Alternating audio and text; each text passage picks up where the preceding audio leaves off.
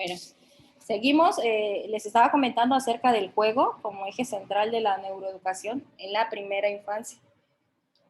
Y pues uno de ellos es el cuerpo. Acuérdense que tenemos que tener conocimiento acerca del cuerpo y de su función de cada una de ellas, ¿no? Las partes de cada una de ellas.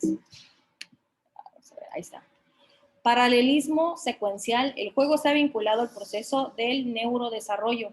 Juegos cognitivos abstractos con exigencia motriz fina.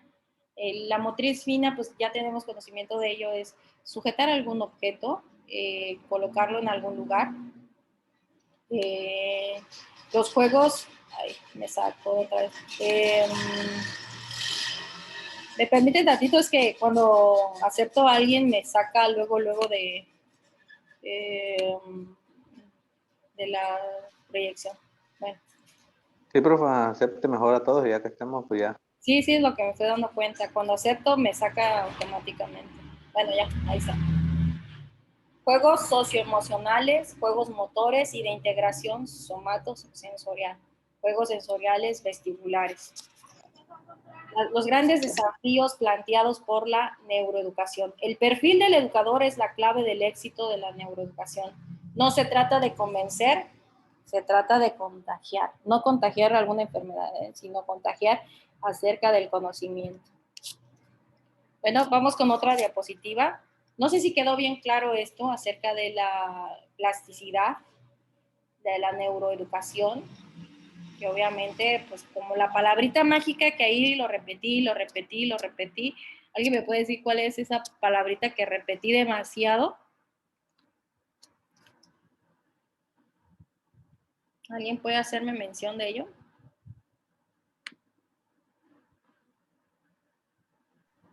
Que aprendemos de las experiencias. Planeación. A través de las ¿No? experiencias. Muy bien, Alonso. Ah, Bueno. ya páselo por 10, profe. Ya vi, ¿no? Sí se está proyectando fundamentos de la educación física, ¿o no? Sí, profe. Perfecto, bueno, seguimos. Les digo, me canso horrible, pero bueno, no es cierto. Vamos a ver definiciones. La primera definición: se considera la actividad física cualquier movimiento corporal producido por los músculos esqueléticos que exija un gasto de energía. Otra vez, la actividad física se considera como cualquier movimiento corporal producido por los músculos esqueléticos, muchos ya lo conocen, ¿no? Que exige un gasto de energía. Bueno, la actividad física es todo el movimiento del cuerpo que hace trabajar a los músculos y requiere de más energía que estar en reposo.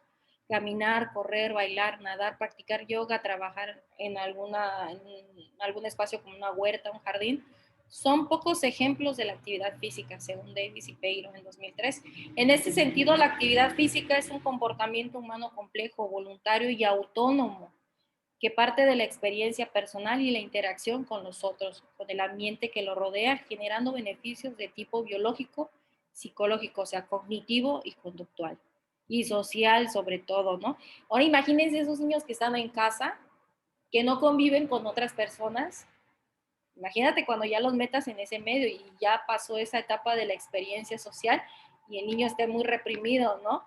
Sea un antisocial, por así decirlo, ¿no? Entonces, sí perjudica algo que no llevemos un buen patrón acerca de la etapa del crecimiento. Al respecto del Departamento de Salud y Servicios Sociales, ¿no? Bueno, vamos.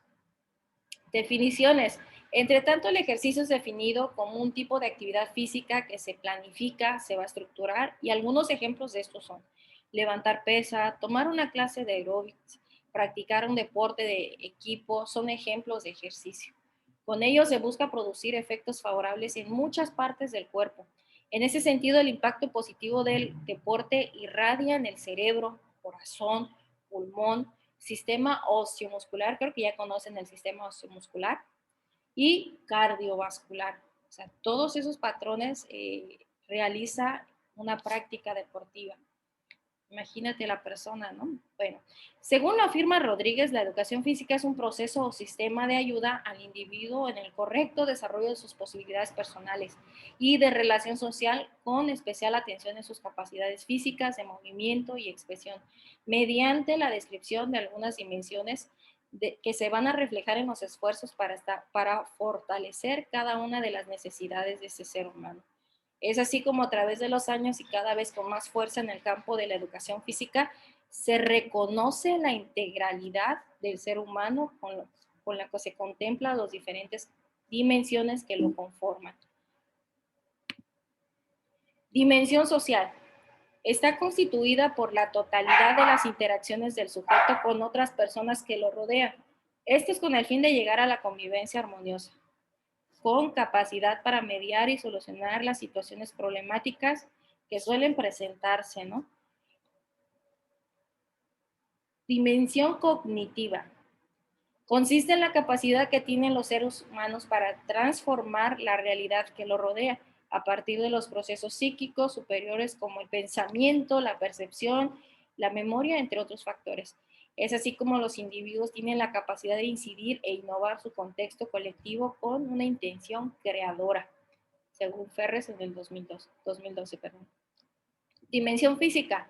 Posibilidad que tiene el ser humano de manifestarse a sí mismo desde su cuerpo y con su cuerpo, de reconocer al otro y ser presencia material para este a partir del otro cuerpo, ¿no?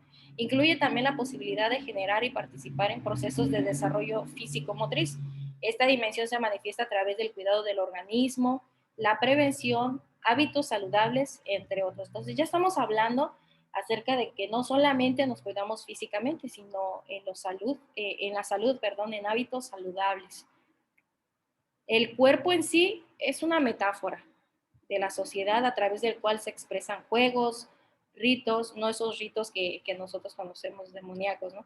Mitos, prácticas, deportes. Es posible encontrar el conocimiento del cuerpo no solamente en una explicación de lo que somos, sino también claves inesperadas de lo que debemos de ser. Bueno, alineando con el desarrollo integral del sujeto, Pérez y Navarro afirma que el desarrollo puede dividirse en 3 ámbitos principales: biofísico, desde el desarrollo físico, motor, sensorial, contextual, y va a afectar al crecimiento, el desarrollo de la maduración del sujeto, obviamente, ¿no? Con el ámbito cognitivo, que se encarga de estudiar el desarrollo y pensamiento de las capacidades intelectuales, y por último el ámbito socioafectivo, encargado de indagar en el individuo la capacidad de sentir y expresar sus emociones.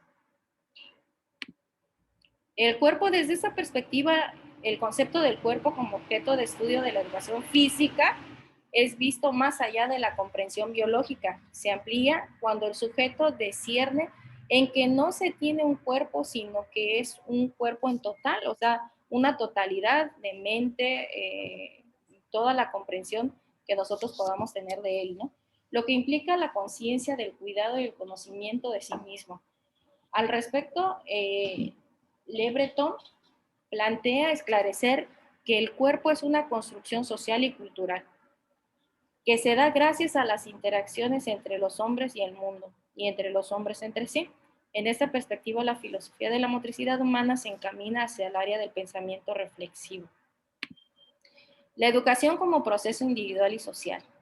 En este orden, las ideas van a aumentar el nivel en la educación física. Es una necesidad social, no solamente individual. Es aquí donde yo hago hincapié, que obviamente es una etapa en la cual todo ser humano debe de adaptarse, ¿no? Dentro de una sociedad, debe de integrarse dentro de una sociedad, y obviamente la etapa más complicada para mí es la adolescencia, ¿no? En sí, la adolescencia es una etapa muy importante en el ser humano, porque pues recalca mucho acerca de lo que él quiere hacer, ¿no? Lo que él podría hacer o lo que él querrá hacer o imitar a otras personas. Y obviamente entre esas imitaciones se encuentra el de caer en alguna de estas fases, ¿no? Que es el tabaquismo, el alcoholismo, la drogadicción.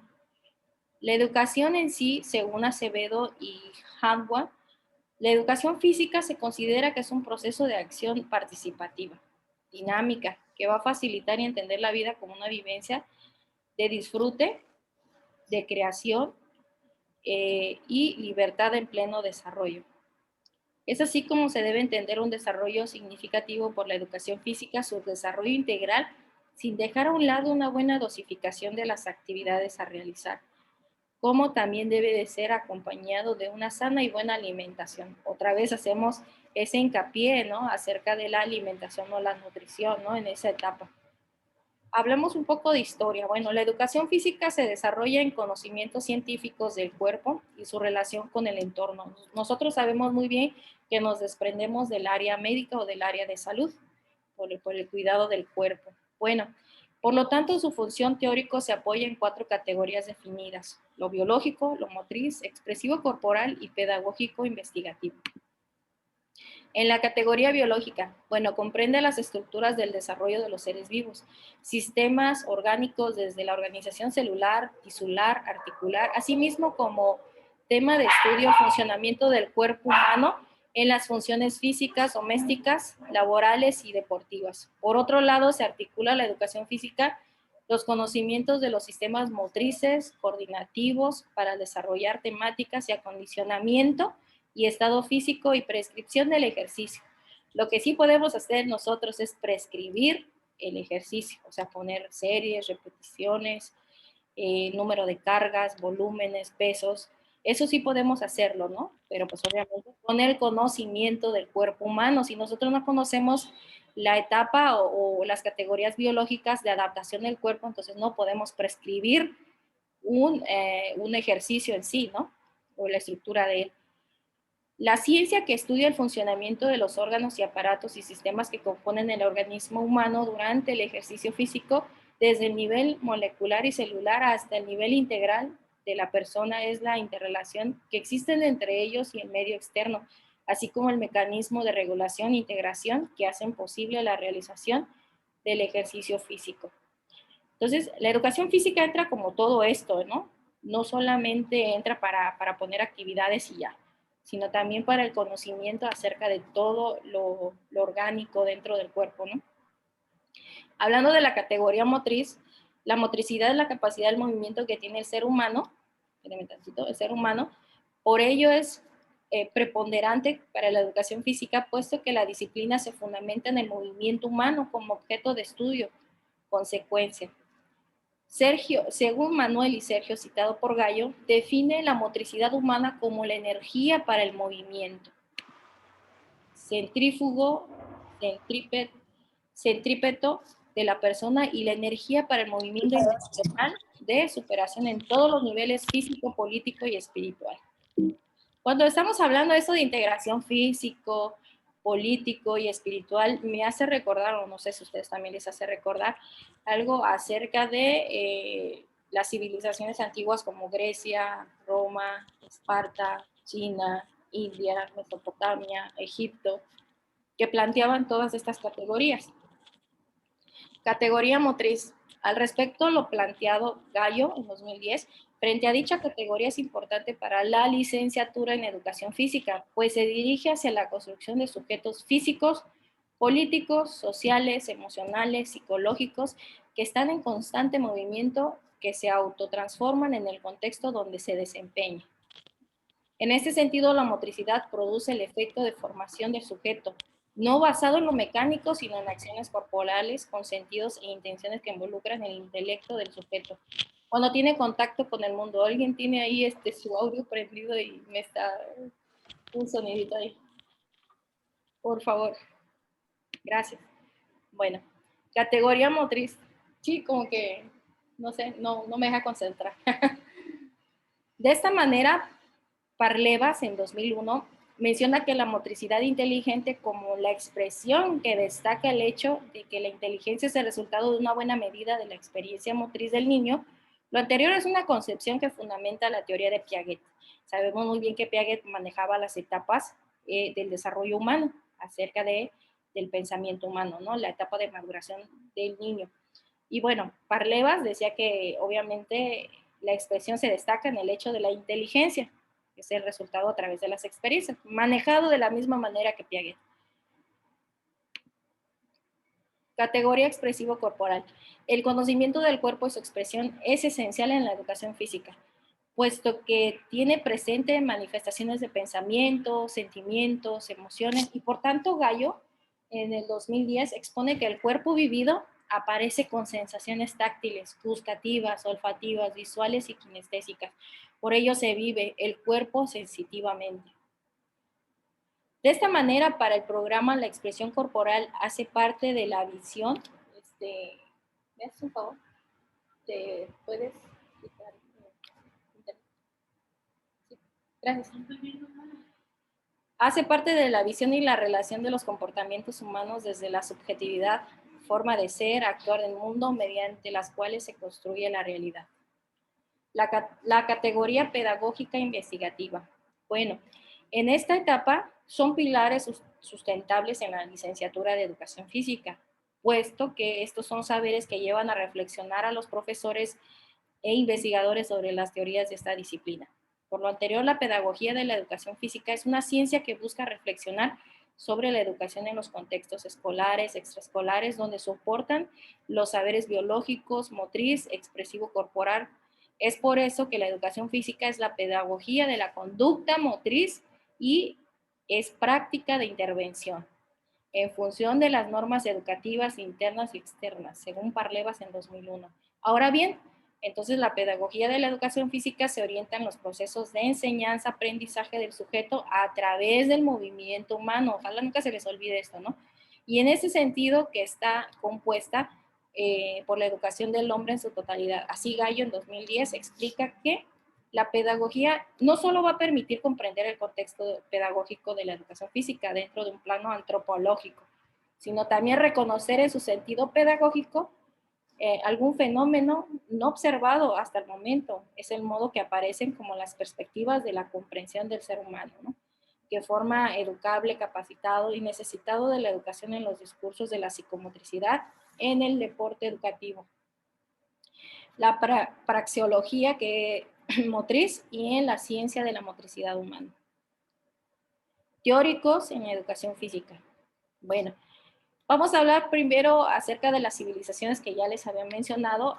Si se dan cuenta, estoy hablando de autores, estoy hablando de definiciones, estoy hablando de pedagogía, estoy hablando de un contexto en el cual, cómo define la pedagogía en la educación física.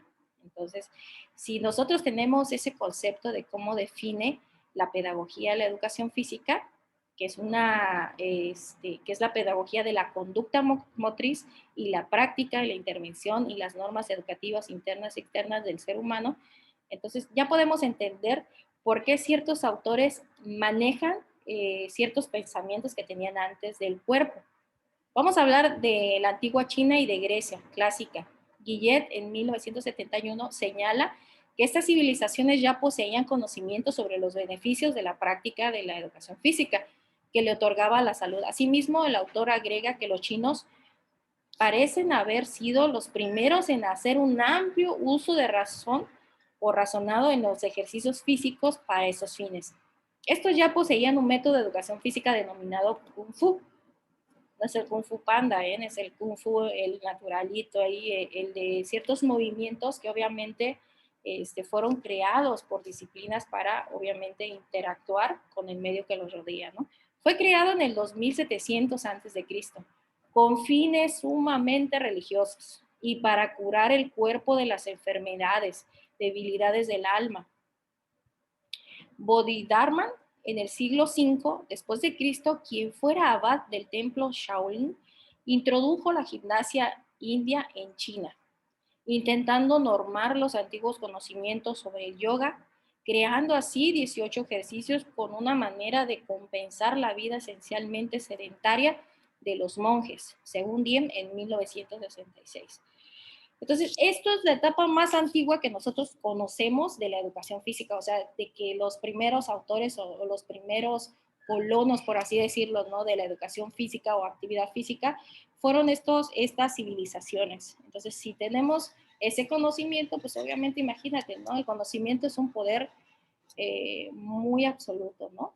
En el cual podemos, pues podemos usarlo en beneficio de nosotros y poder transformarlo.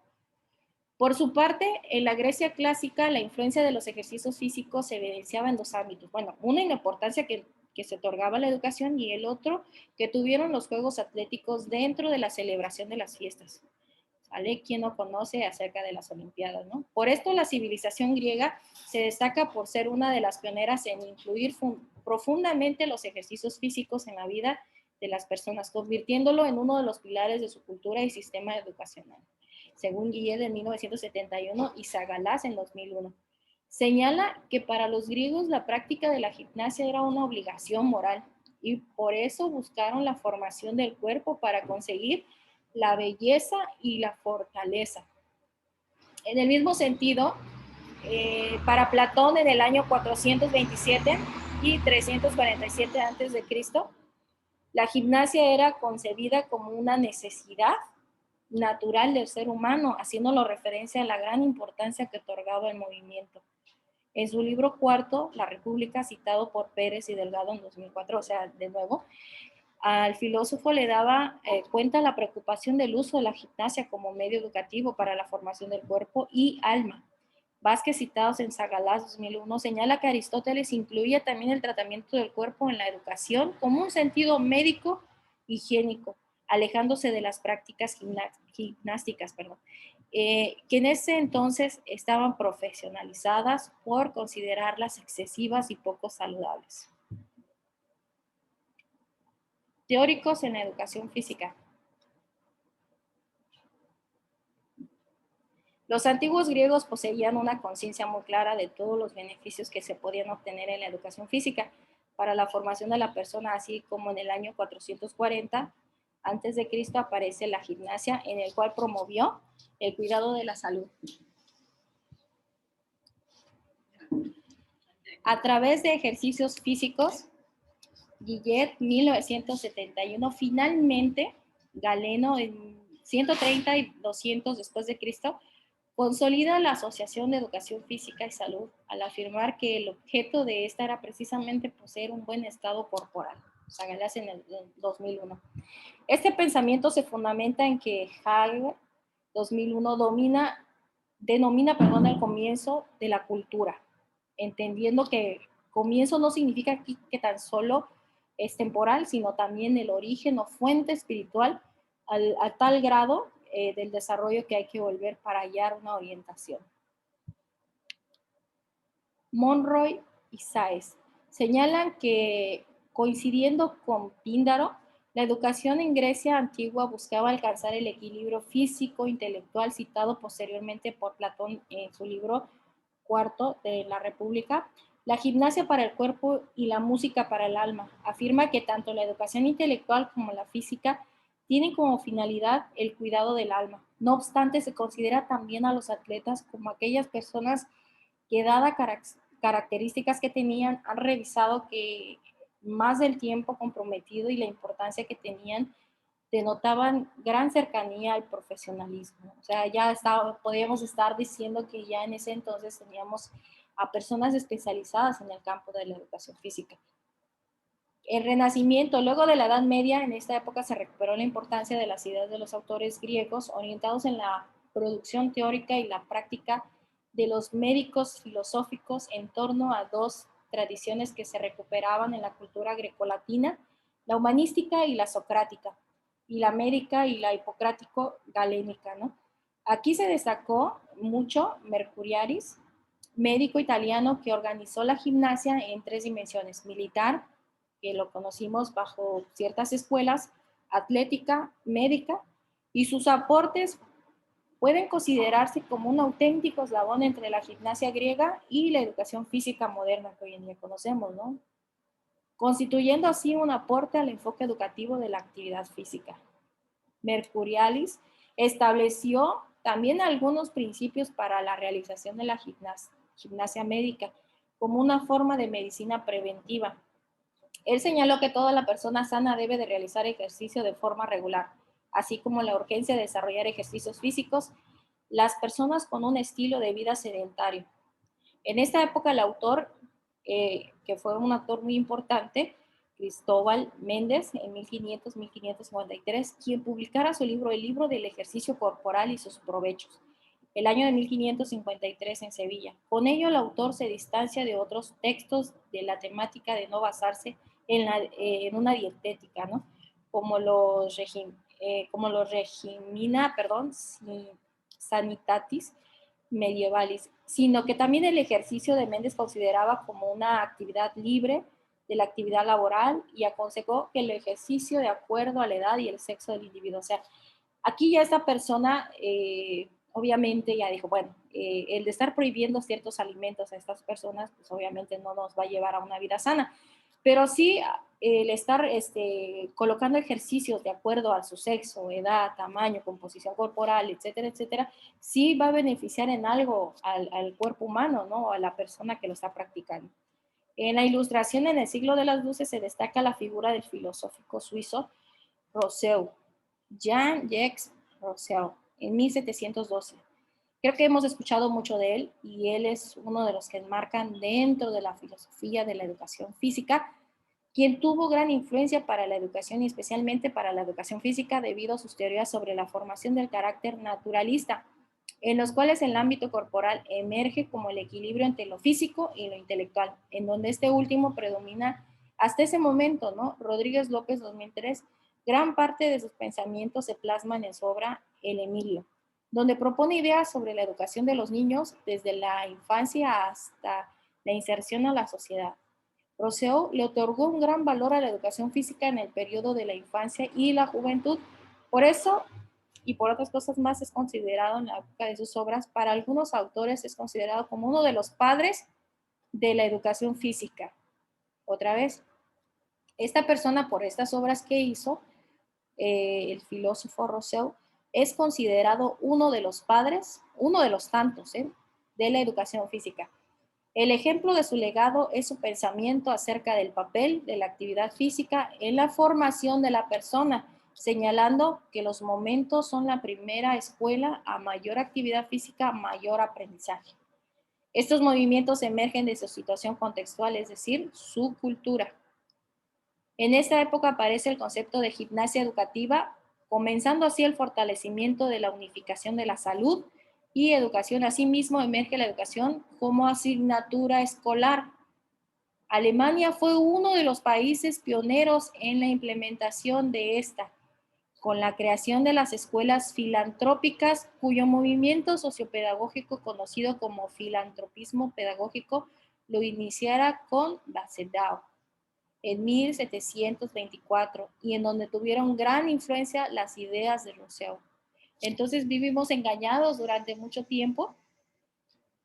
Quiero citar con esto, porque esto es lo obtuve de un libro y en el cual pues obviamente son libros ya basados, son libros científicos que pues ya nos quita el paradigma acerca de cuál fue la primera escuela en asimismo implementar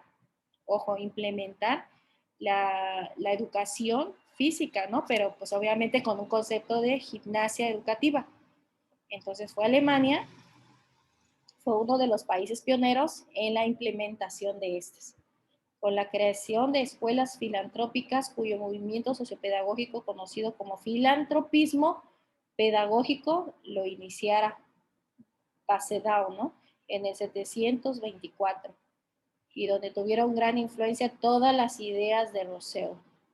Entonces, ya con eso creo que queda muy claro acerca de lo que pasa, ¿no? Bueno, simultáneamente en el ámbito europeo se iba realizando una labor similar en España y posteriormente en Suecia. Eso quiere decir, bueno, la primera escuela pionera fue el filantropismo educativo, que fue en Alemania, con la gimnasia educativa, y después España, después de ellos Suiza, y posteriormente otros países, ¿no? Que fueron, finalmente puede decirse que en Francia se estaba desarrollando el enfoque más educativo a la educación física en el ámbito escolar.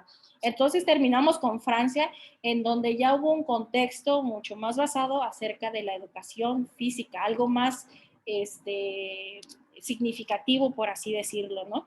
En esta etapa de la educación física. Entonces, no sé si queda alguna duda con todos estos autores acerca de los que obviamente y el cuerpo humano, la interacción con todos ellos No sé si queda claro o vuelvo a repetir alguna información que ahí no se les quedó.